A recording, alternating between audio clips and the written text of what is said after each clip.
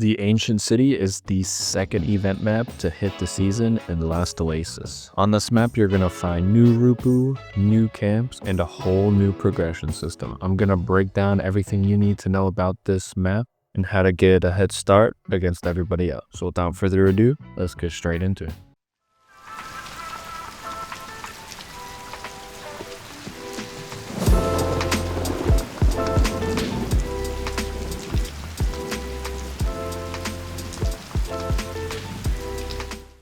First up is going to be the map layout. The Ancient City will spawn on the world map randomly throughout the day. When it first pops, it'll be just during prime times for that region, and it'll look like this on the world map. When you first spawn in, this is what you're going to see. You're going to have the Cattail ponds with Nurr and shrunken temples. You're going to have big Rupu camps on the east and west side of the middle grass area. You're going to have the Temple of the Stars located at the very middle. And then throughout the map on the north and south, you're going to see these bridges. You won't always be able to cross under them. You're going to see these big Rupu walls with a bunch of walker weapons on top and some Rutu on the ground guarding it. Next up is going to be the resources. So I've broken down the resources into harvestable resources and lootable resources. On the top, you're going to see the harvestable, which is anything you can get with tools. Lootable is going to be anything you can get from Rupu camps, bosses, animals, as well as windmills. The first and only couple resources that I'm going to dive into is going to be the Cattail and the Nurr. Everything else, harvestable, is just going to be scattered around the map. There's not going to be any specific place to get them. But Cattail and Nurr can both only be found in the ponds on the north and south side of the middle part of the map. These Cattail ponds are going to be the biggest on any map there is in this game. So if you want to do a huge Cattail farm, this is definitely the map to do it. If you're hunting Nurr, if you need to stock up on Nurr fangs or hide, and one of these maps pop up, this is definitely a good place to do it. You could make an argument there are better places to farm Nurr, but this is definitely up there with how many Nurr that spawn around this year. I'm gonna take a second to talk about merchants on this map because it is worth noting and very important. If you have watched my second tips and tricks video, you'll already know that merchants sell module parts for a fifth of the price. On regular maps, it is 500 per module part, which means it's 1500 per mod. On Ancient Cities, they sell module parts for 100 per, which means it is 300 per module. That is a fifth of the price than if you were to buy them anywhere else in the game. Merchants also sell strong boxes. You can get an armor strong box, a tool strong box, a module strong box, and I believe a weapon strong box, and also a schematic strong box. From my experience, these are very, very rarely worth it for how expensive they are. Getting the really good drops are very rare.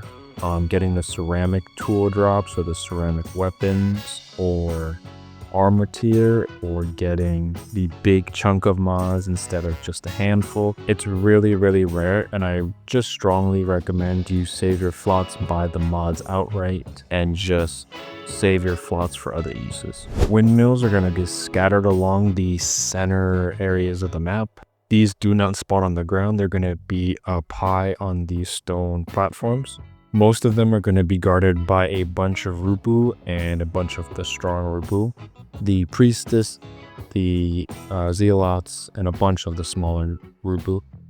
Some of them are even going to be guarded by the rockers that throw gas bombs and fire bombs. So they are kind of a pain to get to. In order to start the windmill, you need to get an ancient repair hammer. You get them from killing those harder Rupu, the priestess, and the zealot. To repair it, you just smack it a couple times until the brown wooden things on the stairs disappear. And then this is one of the few maps where you can actually build on.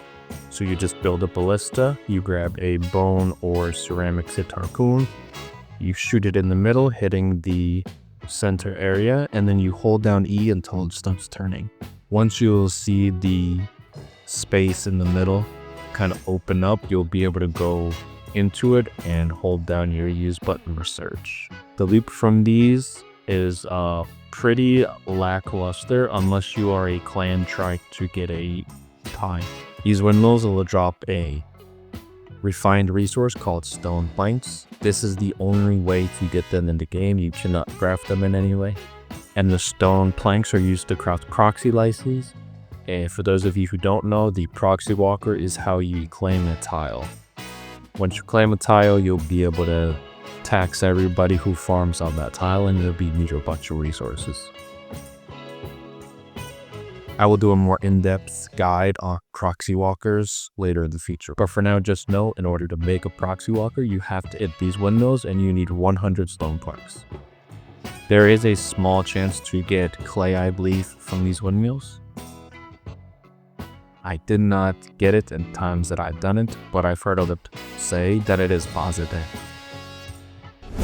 Now getting into the Rupu and the Rupu camps. The smallest camp on this map is going to be the small excavation site. It's just going to have about 5 or 6 gravedigger Rupu, which are just the baby Rupu with the sticks for weapons. Very straightforward, very easy to kill. There's a loot box and a lootable skeleton at the center.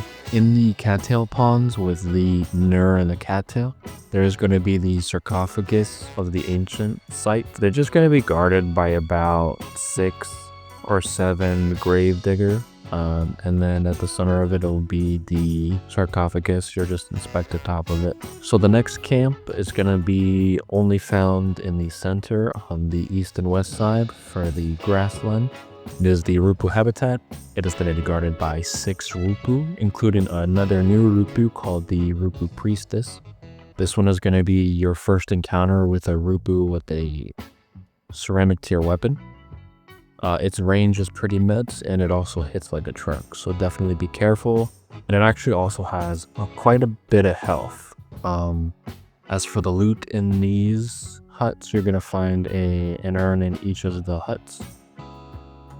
Coming up next is going to be another excavation site. This one is going to be way bigger than the smaller one at the beginning of this section. This one is going to be a big stone tube pretty much, with a breakable wall on one of the sides.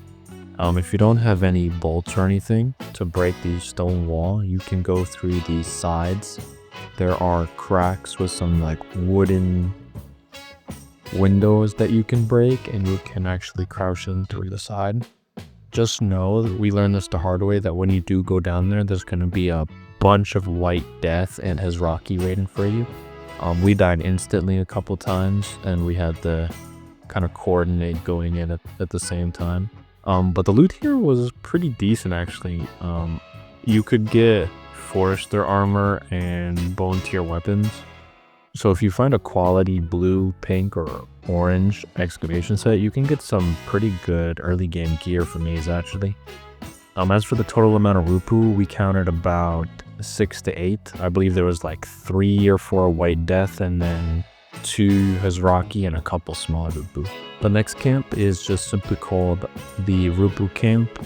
It is going to have a big totem tower looking thing in the middle, and this one is going to be a little harder. It's going to be guarded by about 8 to 10 Rupu, and one of them being a zealot. It's going to have an urn towards the outside by the big tower. It's going to have an urn on the right side, and then if you grapple up into the huts in the middle, you're going to find another urn inside of there. Last but not least, you had the very center camp called the Temple of the Stars. For the name and the fact that it's in the middle of the map, that's pretty hard to get to. The loot was absolutely lackluster.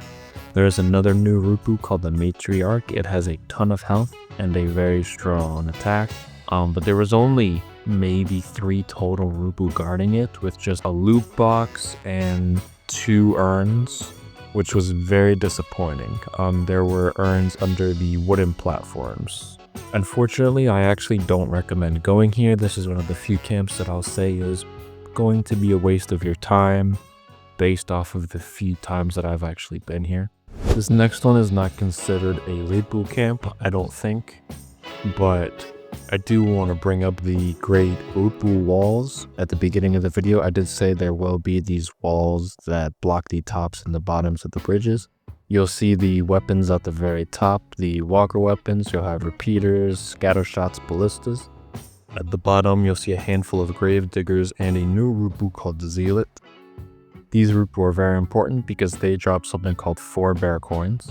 I will go into more detail about what those do later, but just know that these new Rupu are one of the few places that will drop them. As for the loot, on the very top of the wall, there are a handful of ammo boxes. So if you are farming ammo types, these aren't a bad place to get a bunch. One important thing to note about these Rupu walls is that you can actually destroy them if you have enough ammo.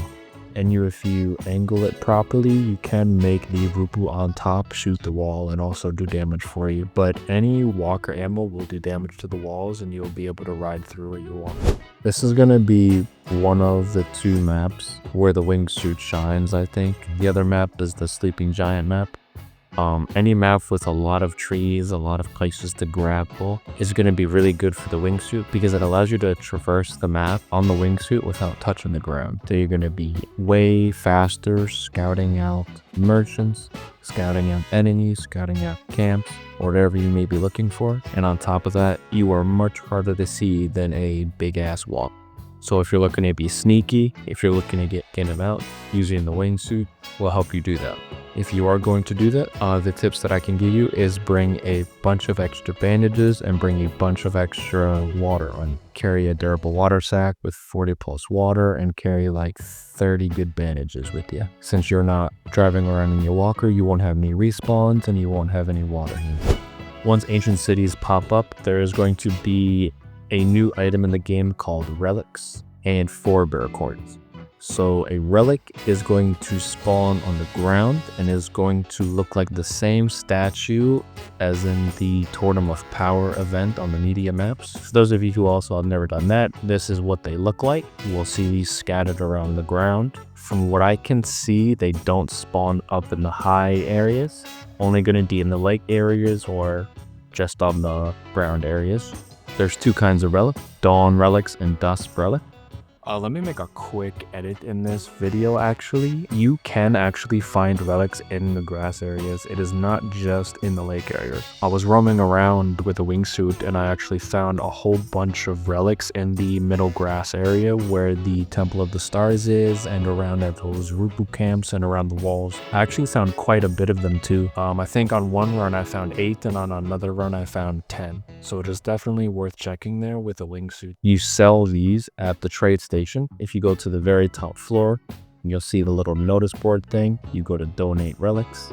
The Dusk relics are worth 1,000 reputation and the Dawn relics are worth 450 reputation. You need to sell these for reputation in order to upgrade your Nomad Relic Hunter standings. And from these you'll get a bunch of schematics that you can unlock that will increase in rarity the more you level it up. Eventually all going to legendary schematics. And then you buy the schematics in the Hunter Schematic store, which you'll find in the same place on the notice board and the courage station. And you will spend Forbear coins to get these schematics. And in order to get Forbear coins, you have to kill the bigger Rupu in the ancient city, such as Priestess, Zealots, and I believe that's it. The only other way to get them is you can actually sell the relics to relic merchants for Forbear coins. These will spawn randomly on the maps once ancient cities start spawning, and they'll look like very little tents, pretty much. Not even a walker. It's just like a little station with a tent on it. Last but not least, we have the Meteors. The Meteor loot is going to be the same as the Meteor maps. It's going to give you clay, fragments, obsidian, tar, and meteor cores. That's going to wrap it up for this video, guys. I appreciate those of you who watched till the end. If you did, please hit that like and subscribe button. Leave a comment down below if you guys think there's anything else that we need to know about this map. And with that, I'll see you in the next one. Adios.